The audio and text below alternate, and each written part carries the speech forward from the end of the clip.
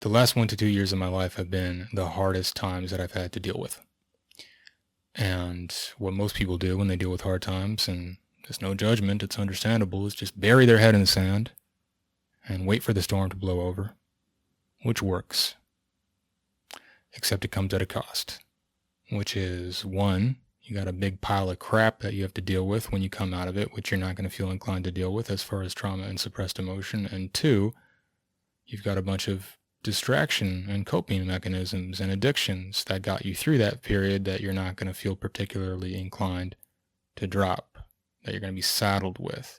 So instead of that, let's talk about 5 essentials that you can use to get through a hard time with your spirit and body and mind as intact as possible so you can weather that storm. You might want to grab a notepad if it's helpful to write stuff down. First thing is some form of daily emotional work, which is the last thing you want to do when you're going through a hard time. You're overwhelmed. You want to distract yourself. However, that energy is just going to keep piling up. That stress, that suppressed emotion is just going to keep piling up if you don't deal with it. So that means scheduling, putting a recurring alarm in your phone and scheduling at least 15 minutes a day, if not 30, if you're very overwhelmed, to simply be with your feelings. And the first part of that is very uncomfortable, because a lot of stuff might come up and you have to learn how to safely be with that. You can use the letting go technique if it helps. Start with smaller emotions, build your way up to bigger ones. But as that time passes, within that 15 or 30 minutes, you're going to start to settle down. You're going to start to be able to unpack things one by one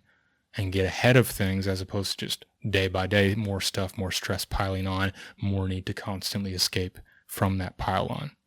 So last thing you want to do, but most important thing that you got to do when you're going through a stressful period, schedule in that daily emotional work. Second thing, and we're getting the heavy hitters out of the way first, daily meditation. Again, probably the second least desirable thing to do when you're going through a hard time. Oh, I can't meditate. Oh, I'm too stressed. Oh, every excuse in the book is going to come to mind. However, it's essential to meditate when you're going through a stressful time, because all of your thoughts and emotions are going to be right up in your face like this, and meditation gives you space.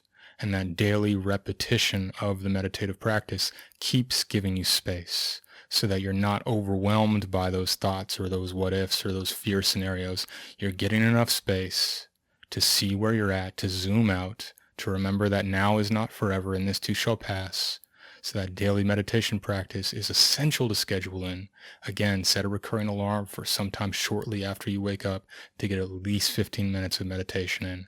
There's tons of resources on this channel if that helps. Third thing is have some kind of daily or regular practice to transform your pain into meaning.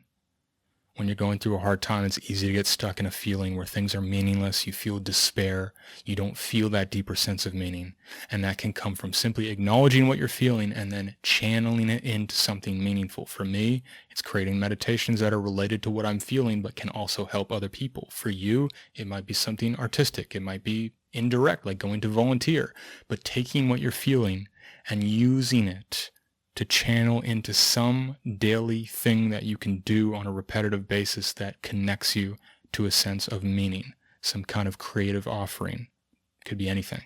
Think about what that might be, brainstorm it, and then schedule it in as a project so you can connect to the meaning on a daily basis, even in the hard moments. Fourth thing is some kind of regular social connection. So we know the first thing to go a lot of the time when we feel down is our willingness to connect with others, but we're social creatures. We're wired for connection. We need it for our well-being.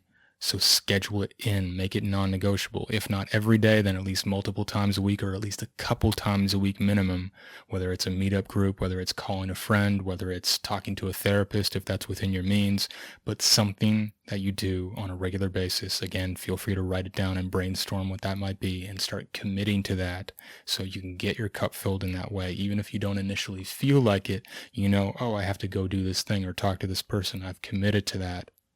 And then it's going to get you out of your head, out of your bubble, connected to the world on a regular basis so you don't feel stuck in what you're experiencing completely. Number 5 and last thing is doing one thing at a time. And this sounds incredibly basic, but it's essential. When you feel down, you're going through a hard time, your energy is often low. And if you start looking at the mountain that you got to climb, the things that you want to do, should be doing, could normally do, but can't do right now, it's overwhelming. It zaps your energy. But just taking on a mentality and a mantra of one thing at a time gives you just barely enough energy 9 times out of 10 to do that one thing in front of you. So hopefully enough said. Just start turning it into a mantra. One thing at a time, focus on what's in front of you, and you'll get through that period into better times. You'll stack those bricks, you'll create that foundation, you'll get through it in one piece if you take things one thing at a time. So I highly encourage you to keep things practical, check these on a regular basis to make sure you're holding yourself accountable, set recurring alarms or reminders on your calendar if you need to in order to stay consistent with them so that you can lead yourself through this difficult moment in a way that allows you to get to that next phase of your life as intact as possible. I would love to hear what's working for you, if there's anything additional you would add to this list, and I'm wishing you the best. Much love.